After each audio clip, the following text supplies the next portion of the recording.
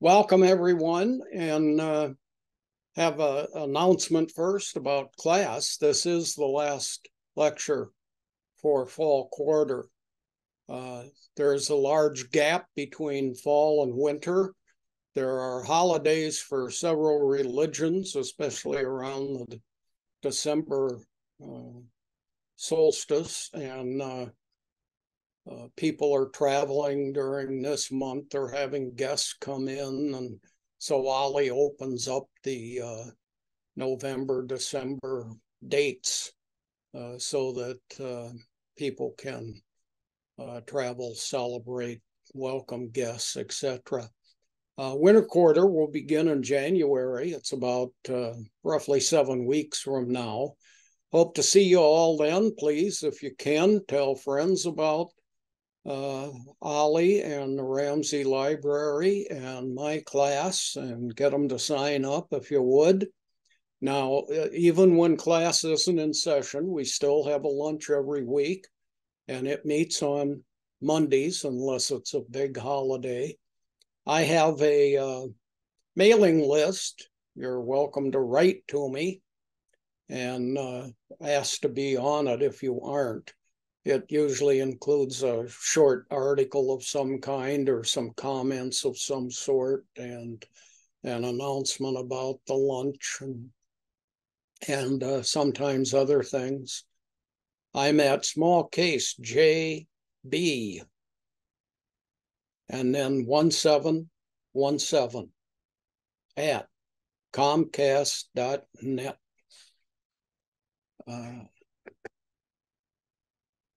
So, hope to see you all in 7 or 8 weeks, roughly. Okay. Let me see. First thing we're going to do is talk about a plant that's named for Jefferson. It's called the Jeffersonia Dephalia. And here's a picture of it. It doesn't have any leaves on the stem, but it has them up at the top with the flower, as you can see here. William Bartram is the man that discovered and named this flower for Jefferson. He was a friend of Jefferson's. He was a botanist. One of Jefferson's multiple interests included botany. So the two of them would speak regularly about their interest. And this plant is named by a friend of Jefferson's to honor Jefferson. Has a common name called twin leaf. And it's one white flower, as you see here, and the stem is leafless. And the stalk, it starts to grow in April or May, so it's a spring flower. Here's William Bartram, who discovered this plant, named it for Jefferson, and was a friend of Jefferson's. Here's the green, all the states in green here. The twin leaf plant grows in those states. As you can see, Minnesota is included. So you could go out, you could look it up, go find a place where it exists during the spring months and go observe it. There's a plan to rename bird species because they were discovered or named for by racist slave-owning people. Here's an article that talks about this upcoming renaming of plants called Dozens of Bird Names Linked to Slavery and Racist to be Changed. And I think it's about 80 plants that they're considering. So, or it's about 80 birds that they're considering. Well, what about plants? Maybe the name of this plant should be changed since it's named for Jefferson, who was a major league owner and supporter of slavery. There's some more pictures of it from a bud to its opening into a flower. You can see it's loaded with pollen, visited by bees. We're going to talk today, at least here at the beginning, about Jefferson's vice presidency. And that was from 1797 to 1801. That, in other words, he was vice president under John Adams, who was president at the time. And the election of 1796 is what we're going to talk about first here, because president and vice president did not run together yet. That didn't start till 1804. So whoever won second place in the presidential race would become the vice president. May not be a member of your party. Adams wins the most electoral votes in 1796 and becomes president. Second is Jefferson, who's in a different political party, different attitudes. The electoral votes were 71 for Adams and 68 for Jefferson. So close, only 3 electoral vote difference. And as I stated, second place becomes vice president. Jefferson is a Democrat. At that time, Democrats believed in a weak federal government. And Adams is president. And at this time, the Federalist Party, which Adams was a part of, believed in a strong federal government. It was the main dividing point between the two parties, Democrats and Federalists. And so here we have a president in one political party and a vice president in another. So Jefferson and Adams were not in agreement about lots of things. The vice president of the United States has always been the presiding officer of the Senate. So they go in and pound the gavel and say, okay, the session starts. But what do? What's outlined for them? It was Jefferson who really established this. So he's the head of the Senate. He initiated 3 items that exist to this day. He knew about how to run a meeting. He knew that there should be rules for it. And he aided in the establishment of these rules. What's the etiquette for a meeting of people? And he wanted to get that well established for the United States Senate. He allowed free and open debating. He'd call on you. You could stand up and make arguments or attack someone. And then he would choose the next person to speak. And so free and open debating, and manage the rules. One of the rules he established was, as vice president, as president of the Senate, I do not take part in the debate. Here's a book that Jefferson wrote about these rules that he established over the 4-year period that he was in charge of the Senate. A manual for parliamentary practice. It's still in print, just like Jefferson's Bible is still in print. Been in print continuously since it was first published over, 220 years ago or so. So there's a parliamentary practice book by Jefferson, How to Run a Meeting.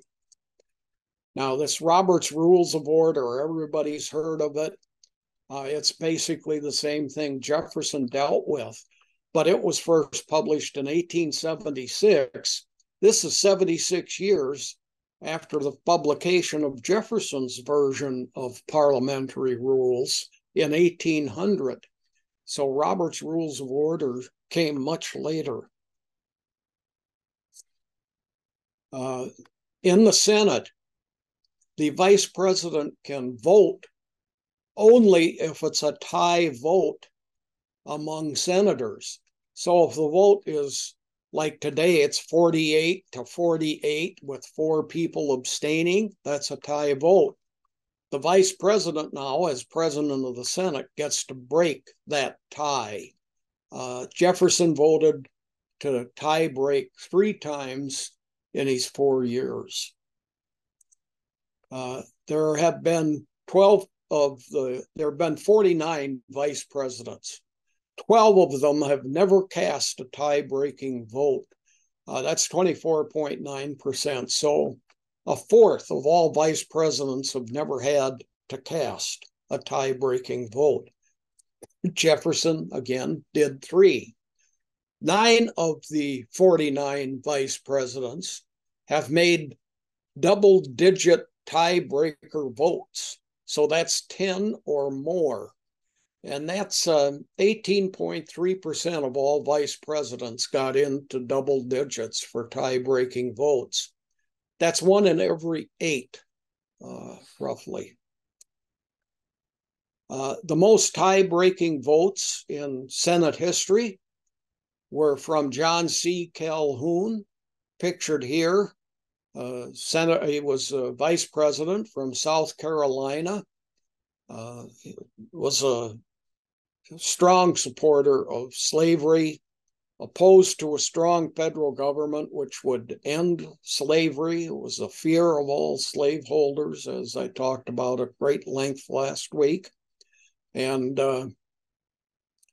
he consequently got a lot of stuff named after him as a slave owner and a protector of slavery, and including in Minnesota, Lake Calhoun. So this is the guy that Lake Calhoun is named after. And of course, just recently it's become infamous because he was a supporter of slavery, a slave owner. He wrote about states' rights that could protect slavery much better. And his major states' rights argument, he was a political philosopher. His major states' rights argument was a state can declare any federal law null and void. And that's become a very famous statement in American political history.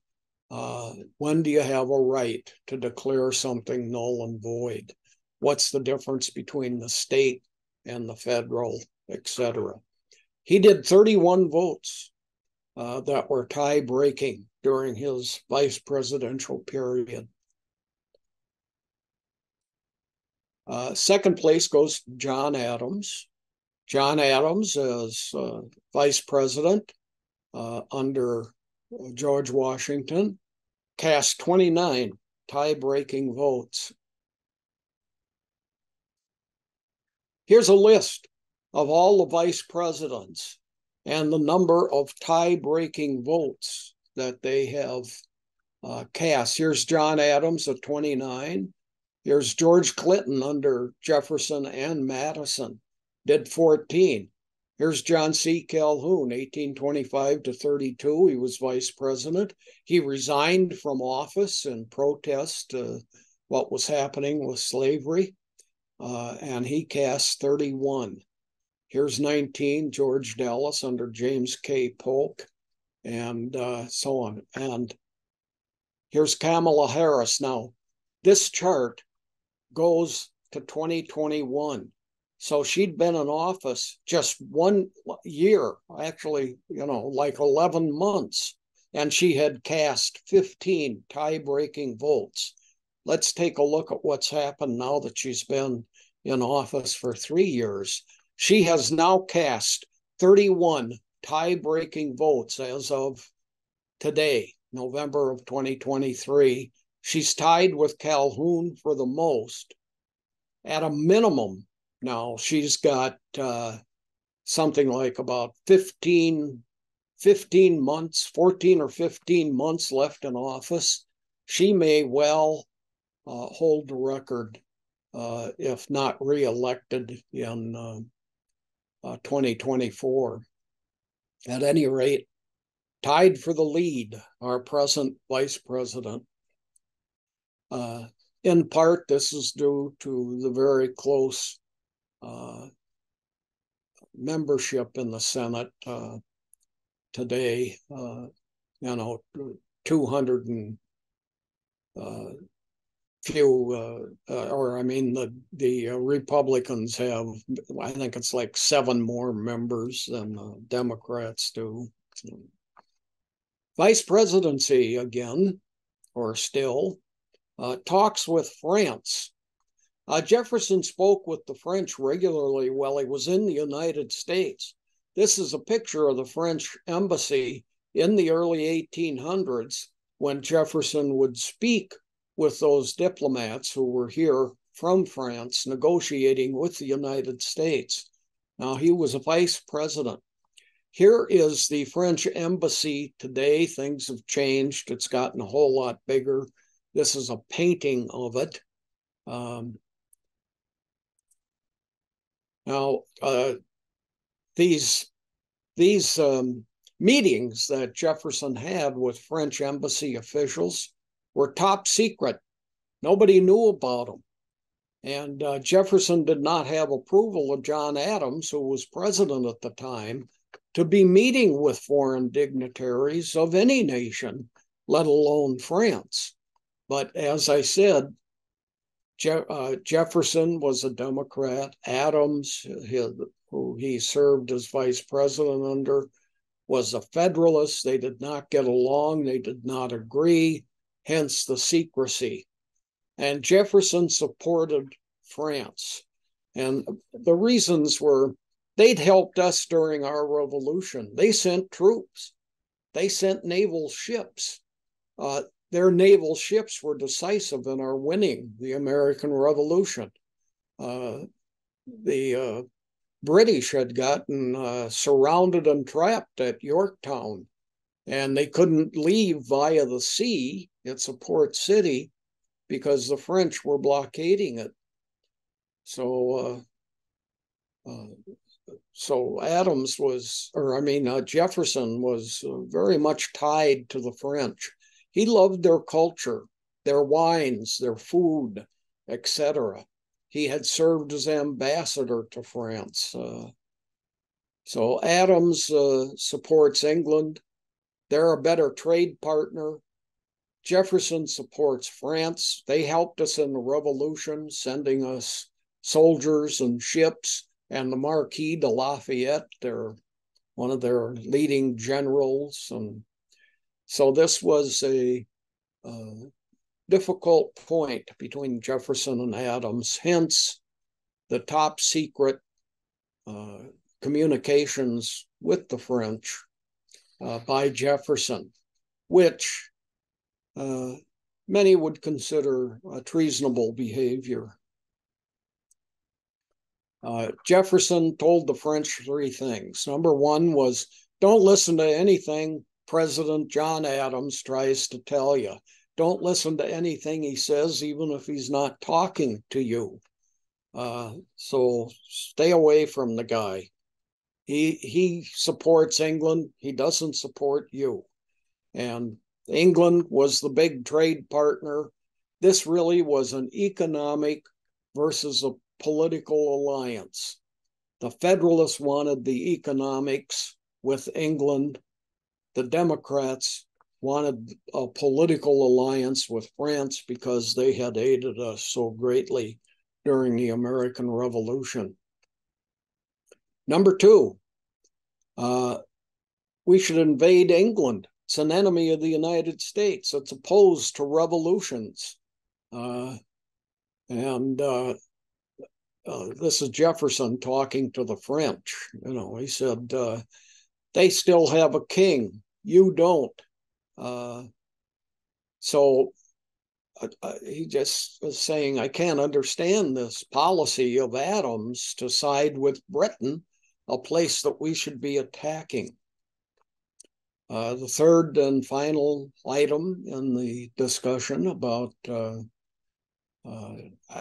Jefferson as vice president and his opposition to Adams, and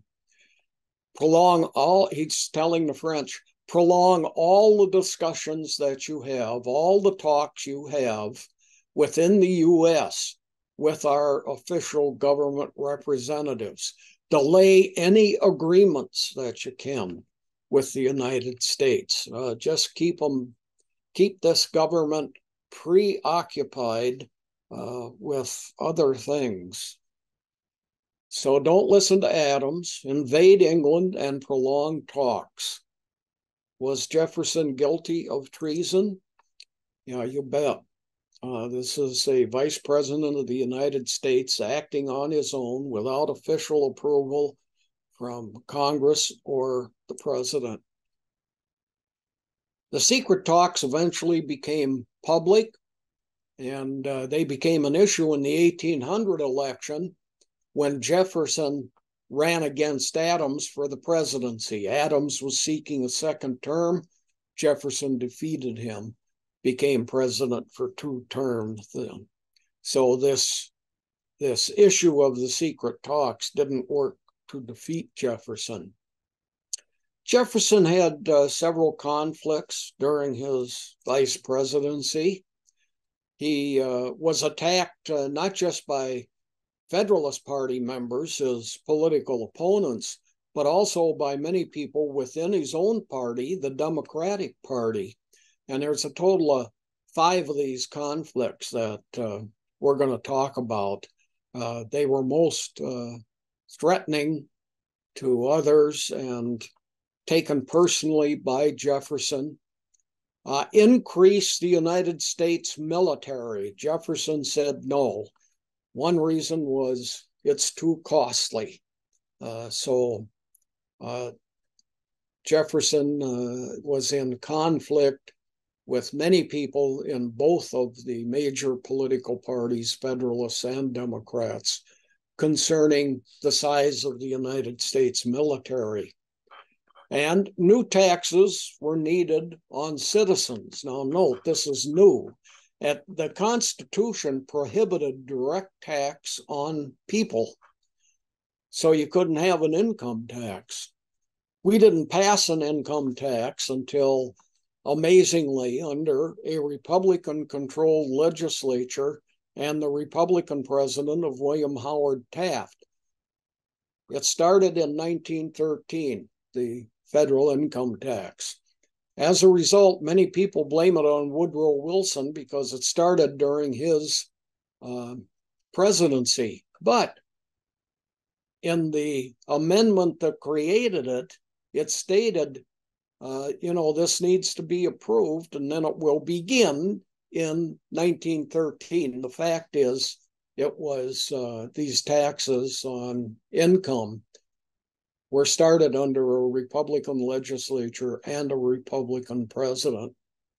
How did the federal government support itself if there was no income tax? And how about the states? Well, they did it through tariffs on imported products. So lots of stuff would come into the United States, say from England, and the United States would say, you owe us 6% of the value of the cargo of that ship. So if it's, $10,000, cough up $600, please.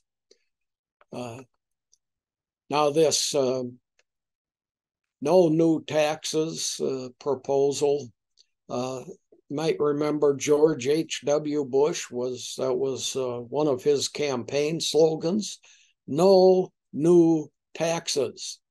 And then Bush ended up increasing a tax. And his defense was, it's not a new one. That's an old tax. We had to raise it. I said no new taxes. A third argument concerned immigration laws under Jefferson. And Jefferson had people who were anti-immigrant. We don't need immigrants into the United States. These people are talking in the year 1800, roughly 1795 to 1809, when Jefferson's vice president and president. And his enemies want anti-immigration laws. Here's a picture of Donald Trump standing in front of the one area of the Mexican wall. It's built like this out of metal. Almost all presidents support blocking immigration. Those who do not support it say it really isn't a Mexico problem. It's further south. It's Central America and Northern South America. And this wall should be in the much shorter border of Mexico at its south. It wouldn't cost as much. And it's not Mexicans really that we're keeping out. It's people further south from there. So the wall's being built in the wrong place, according to many people today. So this whole immigration question is still an issue today. We had free and open immigration up until 1924 when we placed limits on it. And the reason it was free and open is there was lots of land, people could become farmers. Then after the Civil War, with the growth of industry, those industries needed lots of employees. By 1924, okay, there's too many of these people around and they can't even speak English and all the arguments we've ever heard. So immigration was limited. And that 1924 immigration law had the regulations were based on how many people can come in from what countries. So it was a quota system. Now, intelligence tests had begun, I think, 1906, and they were given to people across the United States, including immigrants. And people in Southern Europe scored lower than people in Northern Europe. So Italy, you can have 5,000 people a year come in. Sweden, you can have 100,000. Now, this is literally true, these numbers like this. Japan, 100 people. So we didn't want Asians, basically. And the Asian countries were allowed very few immigrants. This is listed by many historians as a minor cause of World War II, was this anti-immigration laws against Asians. So anyway, there are issues that are still with us. 4, press may not criticize the U.S. government. The Federalists supported this. Jefferson and the Democrats did not. The major countries today that have no freedom of the press, Turkmenistan, Saudi Arabia, Djibouti, and Brunei. So there are countries that are doing this, and there are people in the United States claiming there's some things that should be out of bounds for the press. We used to have a press that didn't take sides. We just deal with the facts. And by press, I don't just mean print newspaper stuff. I'm talking about television too. It was Ronald Reagan who changed that. And that's when we had, 24-hour news stations with political biases come into being, or at least that's when they were first allowed. And then within 10 or 15 years, we have now several of these channels that are very recognizable as being right-wing or left-wing or independent, etc. And the 5th major conflict, federal power versus states' rights. John Adams was a Federalist, a party member. Their whole philosophy was based on lots of federal power.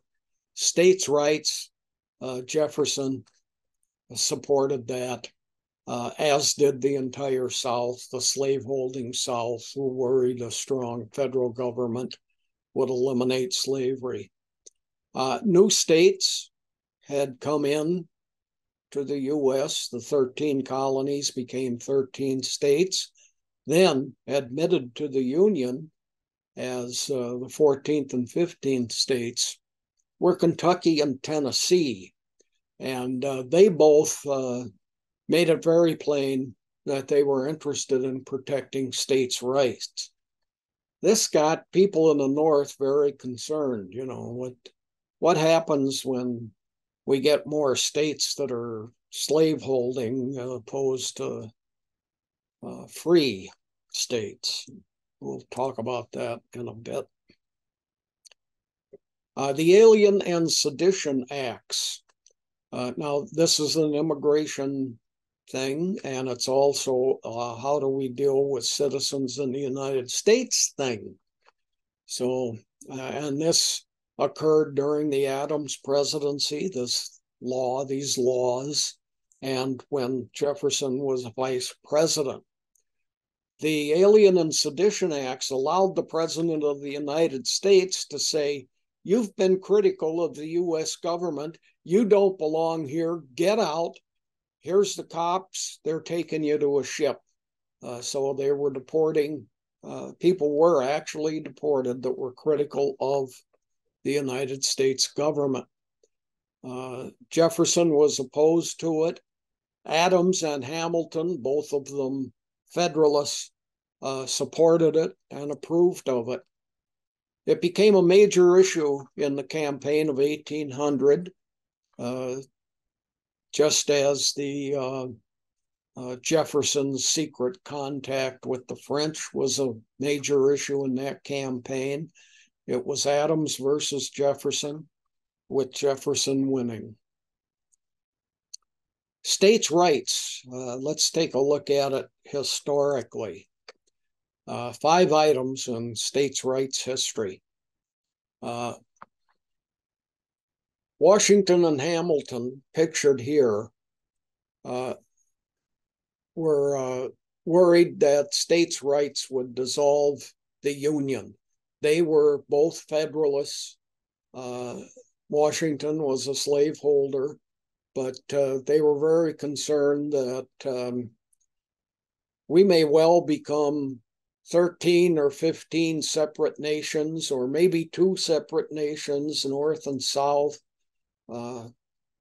People wondered, you know, what if the South had won the Civil War? We might be 4 nations today. Northeast, South, Southwest, and West. So interesting speculations about strong federal government versus states' rights in terms of the development of nationhoods in the present day U.S. Civil War was about this.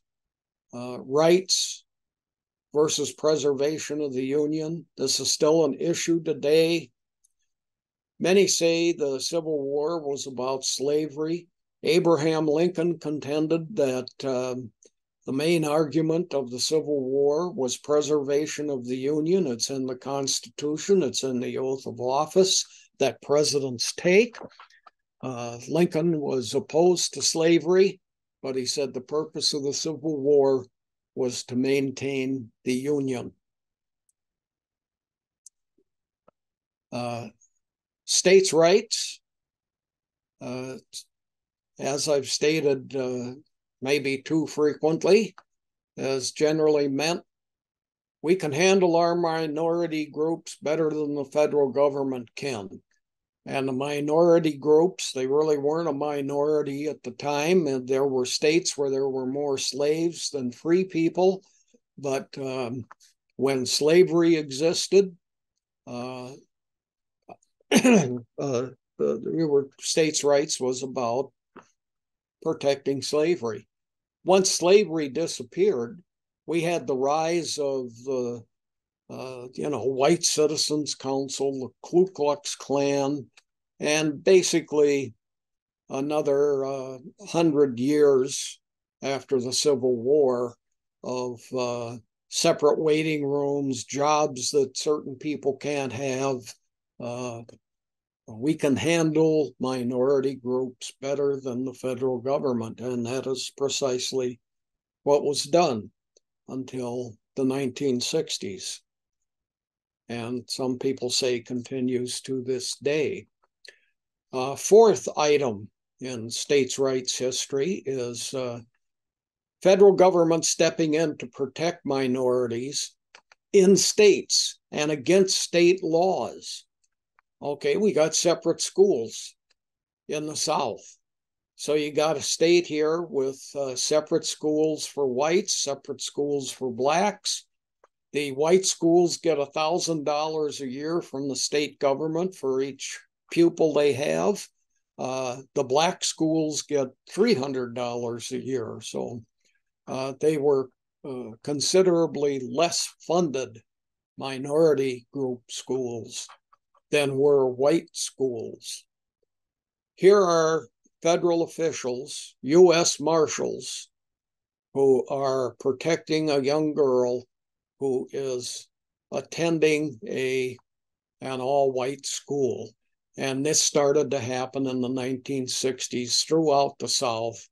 It became the civil rights movement of the 1960s involved schools to a large extent early on, and then other rights, full rights for minority groups generally, not just integrated education for minority groups. This fight continues to this day. Here is January 6th of 2000 I think that should be 2021. Sorry, I got that date wrong down here. And let me think. No, I'm right. Yeah, it was 2020. Hey, should history be about dates? Lots of people think so. I guess I need better training in keeping track of what year it is. Anyway, these flags are a symbol of states' rights. And they were the official flag of the Confederate States of America. So the fight for states' rights, lots of people say it continues to this day, has a lot to do with minority groups, has a lot to do with what kind of a gun you can own or a rifle that you can own, etc. Let's continue talking about states' rights, and we're going to do an introductory thing here. Now, Jefferson, giant supporter of states' rights, serving under a Federalist president who wants a strong federal government, who all the states' rights advocates are very concerned that this will lead to a lack of states' rights. Madison and Jefferson, this is James Madison, the future president, were both states' rights advocates. And they wanted the states to have a strong voice in this argument. And the voice that they wanted and that they wanted the state legislatures to pass bills about was that any power not assigned to the federal government is then a state power. And their argument was this is in the Constitution. Some people say, well, it's kind of implied maybe, but what does it really mean, etc. 10th Amendment, the powers not delegated to the United States by the Constitution, nor prohibited by it to the states, are reserved to the states respectively or to the people. So do the people get to vote on it? Or is it just something the state legislatures feel that they can do? Does this mean that they can declare null and void federal laws? Been lots of interpretation about this over the years. 1819, Supreme Court decision, McCulloch versus Maryland. The Constitution has implied powers. You can't just look at it and say, okay, here's what it means, and it doesn't mean anything else. Or you can't say that that means something that sounds the same as. That's an implied power. So federal laws override state laws. That was this decision. If a federal law is passed and you have an opposing law in your state, that opposing state law is no longer valid. And this was 1819. States' rights. We're going to talk about enumerated powers and implied powers. And enumerated powers are, here's what it says, and that's what it means. Implied powers are, well, that could also mean. So, enumerated powers of the federal government. You can pass a federal budget. So the Congress of the United States lines up money, budget, and they pass it. So the federal government passes a federal budget. Taxation is assigned to the federal government also, not exclusively, but it's something that the federal government can do. In this day and age, late 1700s, early 1800s, it was tariffs only. Later, it became income, as I talked about earlier. The federal government can borrow money to aid in its support from private banks, and it can coin money. And that's what the graphic is about here.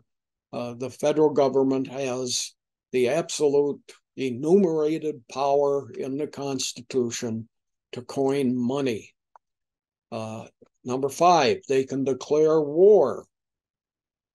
They can regulate foreign and interstate commerce. So we're not going to trade with thus and such a country because they have certain values that we disagree with. We can trade with other countries. Okay, now you're taking something between two states. Federal government gets to tell you how that can be handled. What kind of taxes can be charged as you cross state lines. This became a gigantic problem. Cotton from the South going to the northern manufacturing industries might pass through 5 or 6 states. What are they going to have to pay as they move northward to the manufacturing plants? And well, the Constitution says the federal government can regulate that. Establish a postal system. We're going to have more about that in the next few slides. You can govern the territories. The federal government can. States will not govern territories. States were claiming a new territory to come into the United States, like the Northwest Territory, which included Illinois and states in the Midwest. And then you had the Louisiana Purchase. And there were states surrounding there that's, we get 100,000 acres of that new territory. So federal government says, no, we govern the territories. You don't. We get to add states. We get to decide what their shape is, so on. And we get to regulate immigration in and out of those territories. Let's take a look at the post office because it has some contemporary consequences. Now, federal government, Constitution says you get to create a post office, and well, Does that mean you get to run it too? Richard Nixon said, nope, they're just a post office. So privatization of the post office, we're going to talk about comparing past with the present.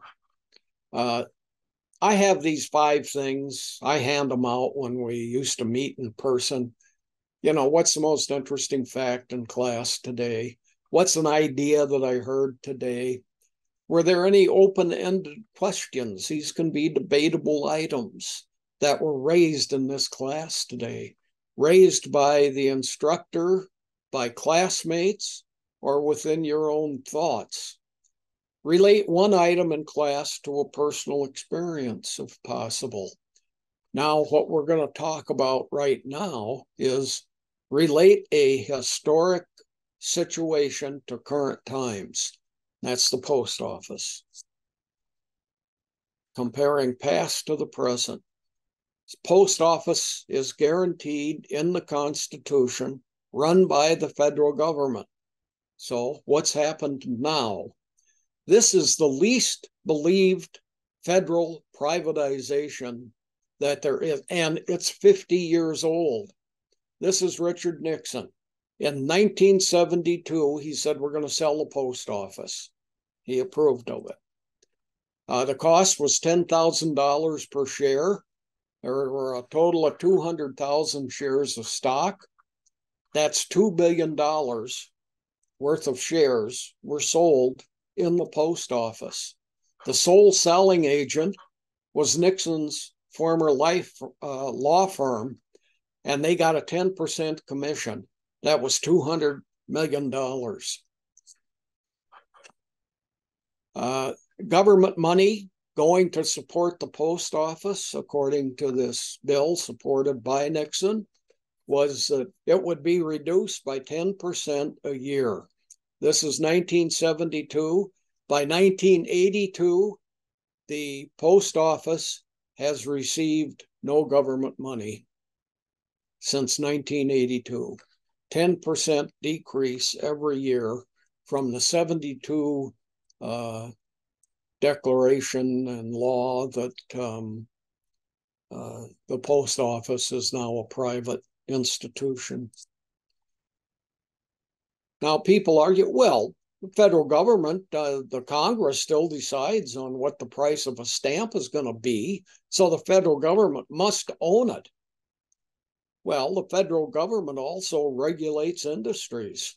3M here in Minnesota, many other corporations here in our state, many corporations nationally.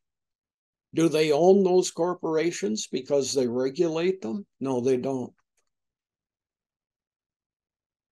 The address of the United States Post Office online is USPS.com. It is not USPS.gov. Here's a picture of a mail truck, and right on the side it says USPS.com.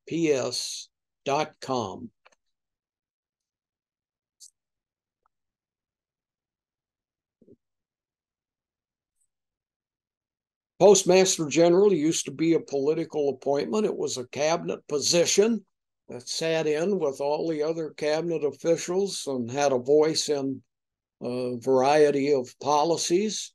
It's no longer a cabinet position. There's a board of governors that have private individuals sitting on them. I think it's 15 members, and I think only one of them is appointed by the federal government. So there is now a board of governors that runs the post office.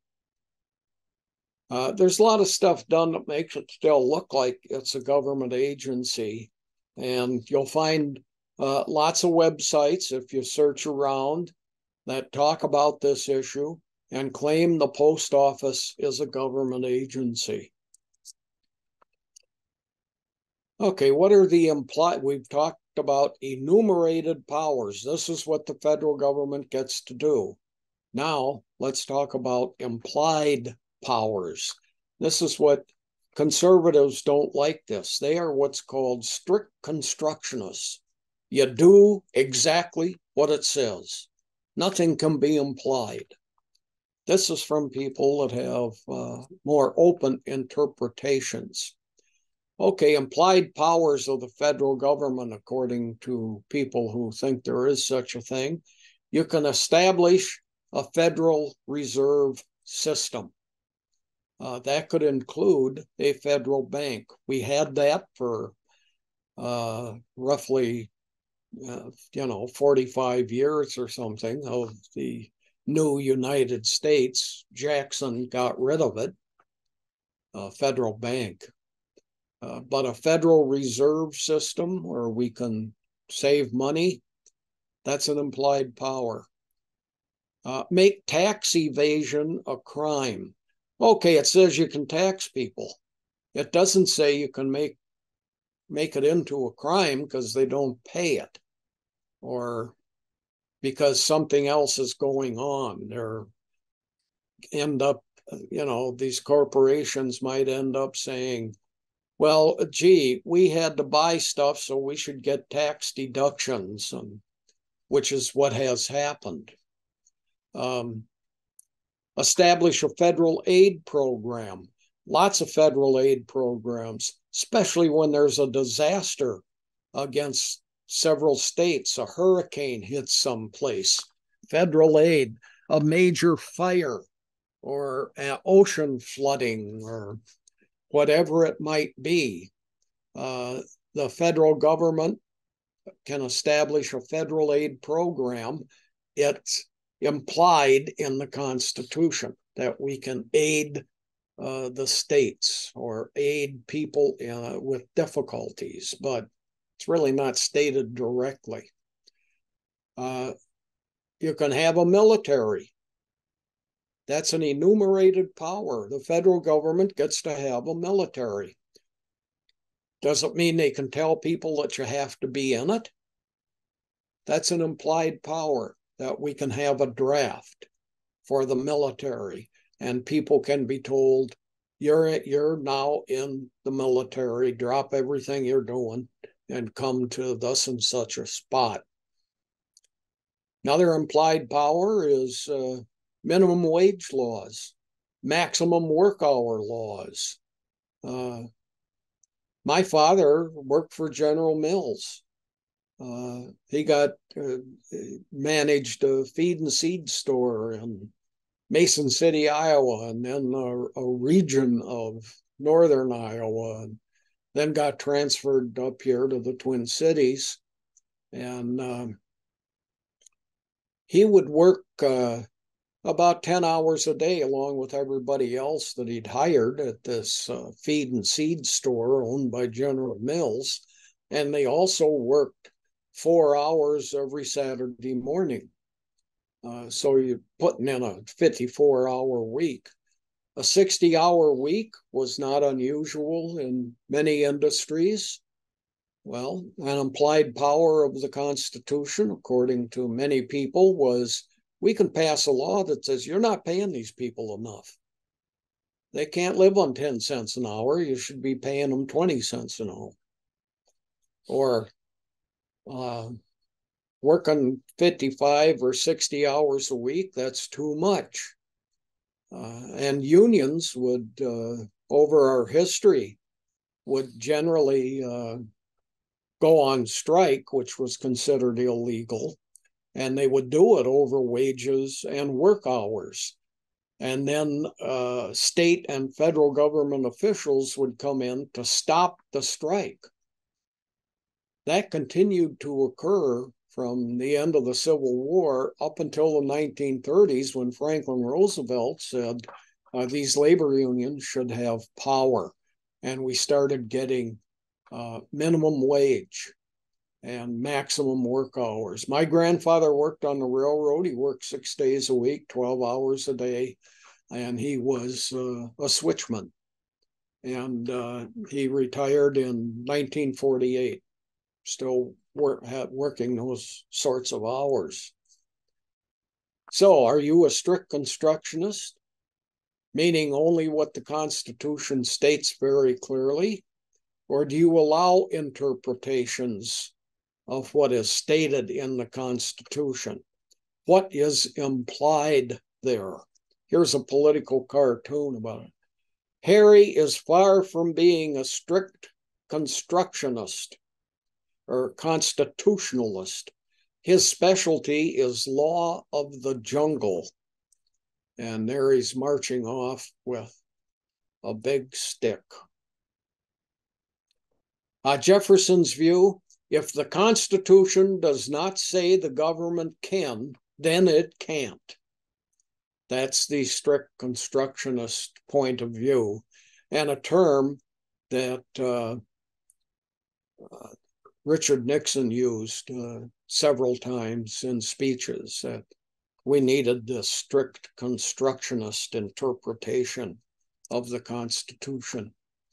So, are cities and states required to obey federal laws? We're going to look at 3 Supreme Court cases from today. Now, we looked at an 1819 one. Let's look at 3 from the 80s and 90s concerning this issue. Garcia versus San Antonio City in Texas, Metropolitan Transit Authority. This is a 1986 decision during the Reagan administration. Federal labor laws must be obeyed in cities and states. So the federal government passes a law concerning labor transactions. They must be obeyed by cities and states. 2, New York versus the United States, a 1992 Supreme Court decision. Federal laws must be implemented by state and local officials. Okay. Federal government, the state of New York said, why do we have to spend money enforcing laws that we may not support? Supreme Court said, federal laws, you live under them and you need to support them, both at the state level and the local level. So cities, counties, villages, in addition to states. And the third one is Prince versus the United States, 1998. If you accept federal money in your state, then you accept federal conditions. So in the case of a disaster that befalls a state or several states and federal aid is given, you've accepted the federal government as an authority in your state, and you need to follow whatever conditions they have on any of this aid or anything else that they may wish to present to you. I typed in accept. This is a little side note kind of. For a graphic, you have to accept federal, if you accept federal money. So I'm looking for a graphic. Here's what I got. There's some rock group called Accept. The guy in the middle's got a gray beard. The guy on the right is bald-headed. How old are these guys? I think they've been around a while. Anyhow, rock group. The vice presidency. This is Washington's funeral. What's going to happen? Now, Jefferson is vice president. Washington died on the 14th of December of 1799. He'd been out of office for 2 years and 10 months after his presidency had ended. Now, Jefferson, at this time, 1799, he's vice president under Adams. Under Washington, he'd been Secretary of State for over 3 years. So Washington now has a funeral. Jefferson had had a lot of problems with Washington.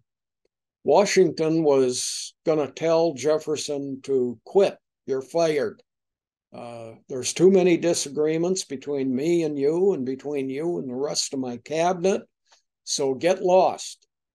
And we don't know if that ever got spoken between the two men, but what happened was Jefferson resigned from the cabinet and then spoke out as a citizen against Washington and the Federalist Party. So the criticism continued even when he was out of office. Should Jefferson attend Washington's funeral as a result of all these problems that they had? He did not attend. He decided against it, thought it would be inappropriate. I would attend my enemies' funerals. Wink, wink. There's a couple of presidents winking about that statement. Next up is the political Triple Crown. First, we're going to talk about Triple Crowns in other areas. First, from sports. They're all from sports, except this one political one that we're going to discuss. Horse racing. You win the Kentucky Derby, the Preakness, and the Belmont Stakes. The last horse to do this was named Justify, and it was in the year 2018. You win all three of these major races. In baseball, there's a batting Triple Crown. That's if you, in the same year, you have the most home runs, the most runs batted in, and the highest batting average. Carl Yastrzemski did this in 1967. Corberia, 2012, 45-year gap. Very difficult thing to do. Also in baseball and pitching, the lowest earned run average, the most wins, and the most strikeouts, all in a single season. Martinez, 1999, accomplished that. Now, what about in politics? You are appointed by a president and approved by the Senate to be a Secretary of State.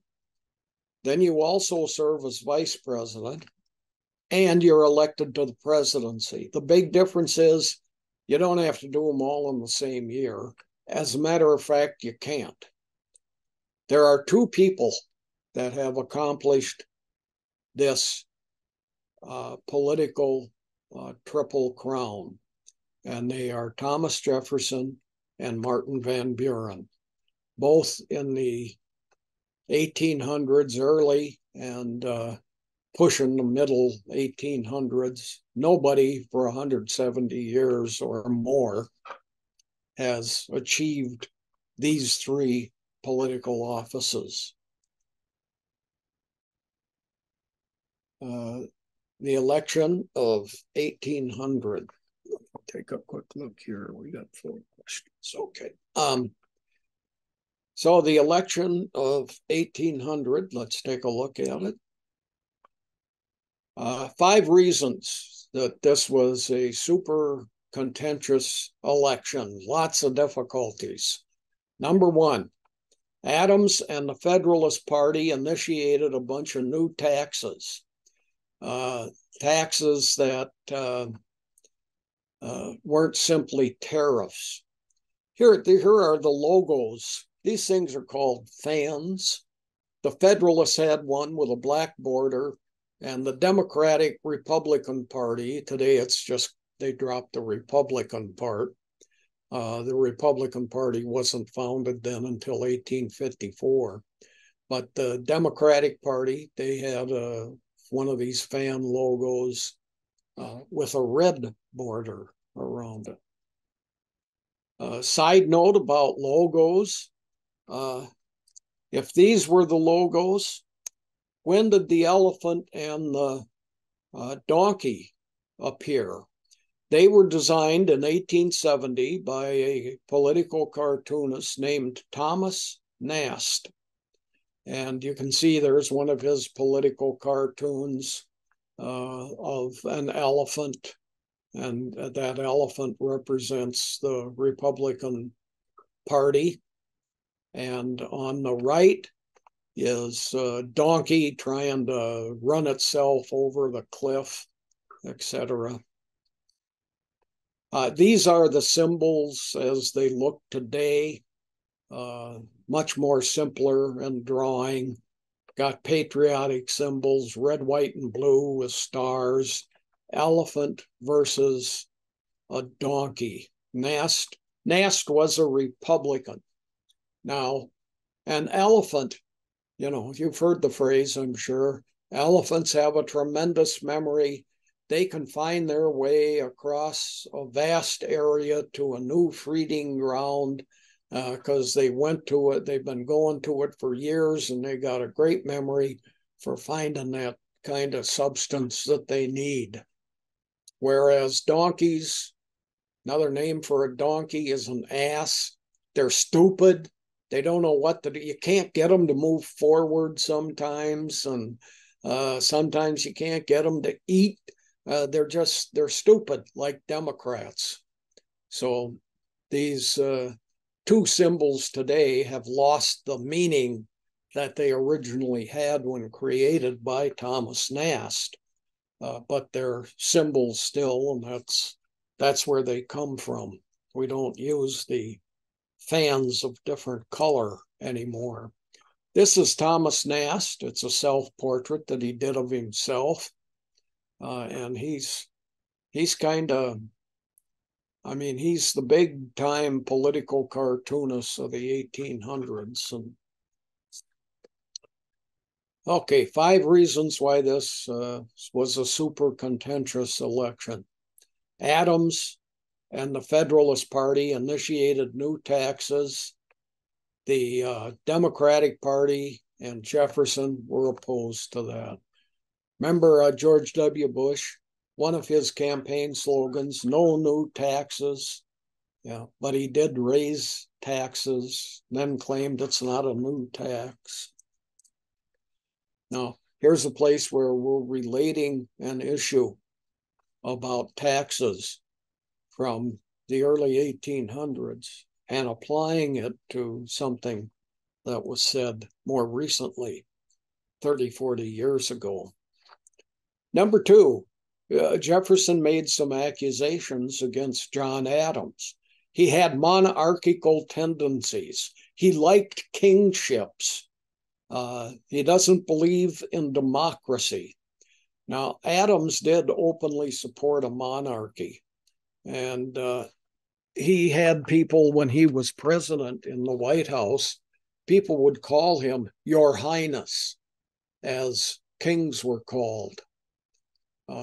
There are people today who say we really should have a monarch, but it'd be like the British monarch is today. In Jefferson and Adams's day, it was a person with political power. That's not true today. Today, the king or queen of England, somebody important comes to England and they want to discuss stuff with the prime minister. They're entertained by the king or queen. Meals are served, etc. When they meet with the prime minister, it's to discuss official policies. The prime minister then does not have to take up a lot of time having dinners and special ceremonies, and they joke with each other and so on. Here in the United States, the presidency ends up becoming both a political job and an entertainment job, and we should give the president some relief from that, basically, as England has done, have a no-power monarch. But it ain't going to happen. John Adams wrote a letter to a friend of his who was a journalist in 1814. This is, 13 years after he leaves the presidency. Democracy, while it lasts, is more bloody than either aristocracy or monarchy. Remember, democracy never lasts long. It soon wastes, exhausts, and murders itself. There is never a democracy that did not commit suicide. A third reason, Adams accused Jefferson of being godless. This may well be true. My personal opinion is Jefferson was indeed an atheist. He was not a deist, believer in God, but not the divinity of Christ. Jefferson rejected all of the following things: the Trinity, the divinity of Jesus, that miracles are real things, that the resurrection happened, atonement, the original sin of Adam and Eve. And Jefferson took the first 4 books of the Bible and rewrote them, and he eliminated all of these things from the first 4 books of the Bible, all the miracles, all the divinity of Christ references, etc. It is known as the Jefferson Bible, and it has been in continuous publication since Jefferson first put it out. Subtitle, The Life and Morals of Jesus of Nazareth. Jefferson was accused of being unfriendly to the United States. We know that he spoke secretly with the French here in the U.S. He wanted to go back to France when he came to the United States for a short visit, but Washington had appointed him Secretary of State, so he had to stay here. But he talked regularly about how wonderful French culture was and what great wines they had, and so on, heavily involved with the French. He wanted the United States to side with France, as France had during the American Revolution, and others wanted England because it would improve economic status. And so Jefferson was accused of being unfriendly to the United States because of his attachments to France. And 5, the election was thought to be between Adams and Jefferson. This is a drawing here of Aaron Burr, who was also running at the same time. And he was sided with Jefferson. Now, the agreement then was Jefferson would win the presidency and Burr could then be vice president. So Jefferson would try to be first and Burr second. But in the election of 1800, the 2 of them tied in the Electoral College, Jefferson and Burr. Now, the agreement was Burr would stand down and say, Jefferson wins, I'll be vice president. But he didn't do that. And nobody had a majority of electoral votes. That means that the election is decided in the House of Representatives. So here we have the House of Representatives deciding this election. House was controlled by the Federalist Party, not the Democrats, who were the 2 leading candidates with the tie votes, Jefferson and Burr. This is Alexander Hamilton. Jefferson and Burr were Democrats. There were 35 ballots in the House and no winner for the U.S. presidency. Finally, Hamilton, who was a Federalist and opposed to Jefferson and Burr, the Democrats, he said, well, we've got to get the government up and running. It's February 17th. On March 4th, that's when the president gets sworn in. That's just 15 days off. So Hamilton says to the Federalists in Congress, okay, we're going to vote for Jefferson. He's the lesser of the 2 evils. Jefferson then wins the presidency. Compare this to the 2000 election. The Supreme Court declared there's not enough time for a Florida recount. There were 6 weeks left until the inauguration of a president when this decision came down. this is the Chief Justice at the time, William Rehnquist. Florida had been won by Bush by just 600 votes out of something like 10 million that were cast. So it was a very, very narrow victory, an election that was decided by the United States Supreme Court. The 3/5 clause really decided the 1800s election. It's where you get to count slaves as part of the population, and that then increases tremendously the number of representatives you can have in the Congress, because that's based on population. But the compromise that they came to was you can't count a slave as a whole person. So they said, we'll count them as 3/5 of a person. So you got 100 slaves. Okay, we'll add 60 people to your state's population. And this would allow Jefferson to win. Look at it here. The population of Virginia in the 1800 census, 6,468 slaves, 2,770 non-slaves. I mean, roughly a fourth of the population was non-slaves. They had 31 electoral votes. If you didn't count slaves at all, Virginia would have had 12 electoral votes. So many contended that Jefferson won this election in 1800 by promising to make appointments to his cabinet and among judges and so on of Federalist people. He made that agreement with Hamilton. So Jefferson denies this. Hamilton and Burr become enemies. They have a duel. There were other reasons for this also. And we're going to stop here and take a look at questions. Let me get signed out. Okay, how are we doing? We've got a few questions and comments. We can start with some of the questions. The first one is, how often does the vice president actually lead the Senate, and who decides who sits in for them? Yeah, I don't have statistics on that, but it is indeed seldom.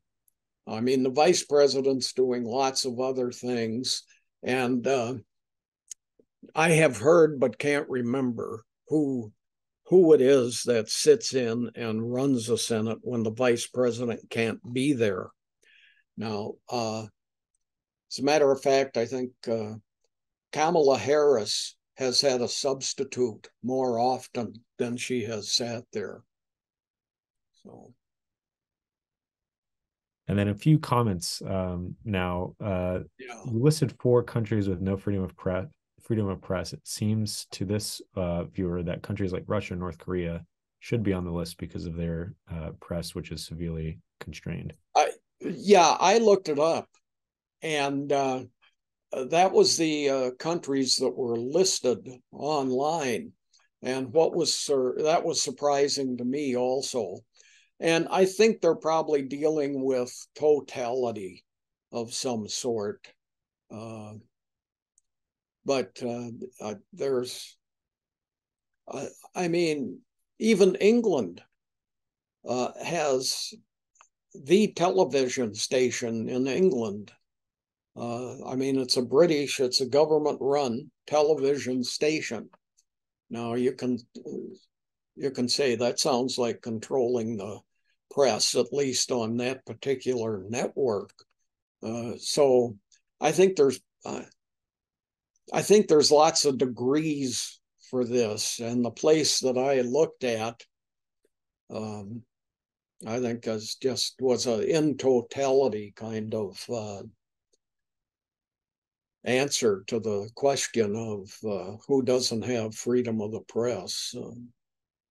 And then a lot of these other countries are a variety of degrees, but yeah, I agree. I mean, I would list, how about China too? That's and some South American countries. So anyway, that'd be an interesting thing to look up. Maybe I'll do a little more research, and maybe 2 months from now I can give you a little more information on that. So thanks. We have a answer from one of the viewers about who can sit in when the vice president is gone, and it's the president pro tempore of the Senate. So there we go. Oh yeah, okay, yeah, great. That's yeah. So it's the political party that controls the Senate. They elect a president pro tem, and that person has duties within the Senate. One of them is running the Senate if the vice president isn't there. What would you say is the biggest accomplishment, or what Jefferson will be most remembered for his presidency? Well, I think the diversity of his talents personally. Within his presidency, I'm going to talk about that next quarter. We'll get into his presidency and what happens. Just looking at him simply as president, there were lots of problems and not a great many accomplishments. There were some mistakes, big mistakes, and some hypocrisy about, I believe in no federal government, and then he has all this power and exercises it.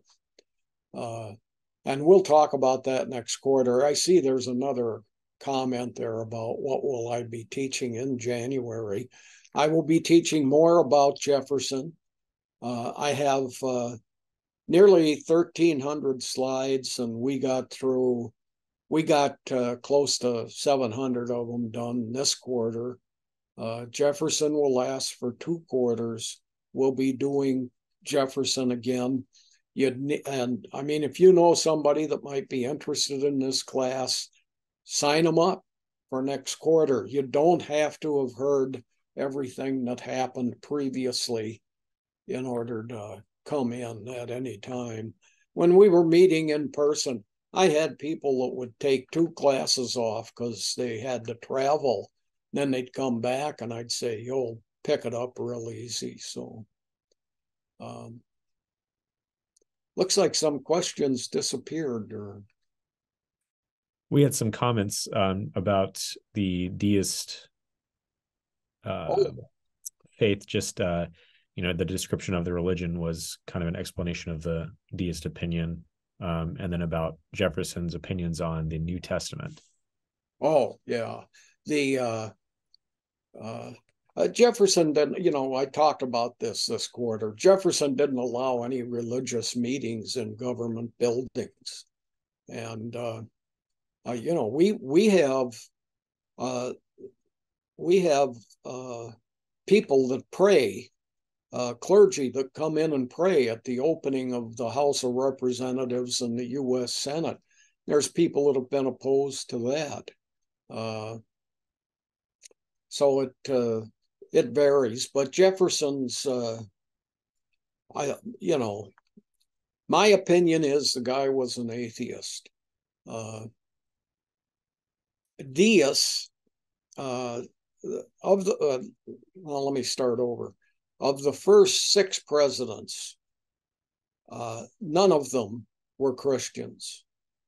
4 were deists. They believed in God, but not the divinity of Christ. 2 were Unitarians, same kind of situation. And that was John Adams and his son, John Quincy Adams. And the first Christian president was Andrew Jackson.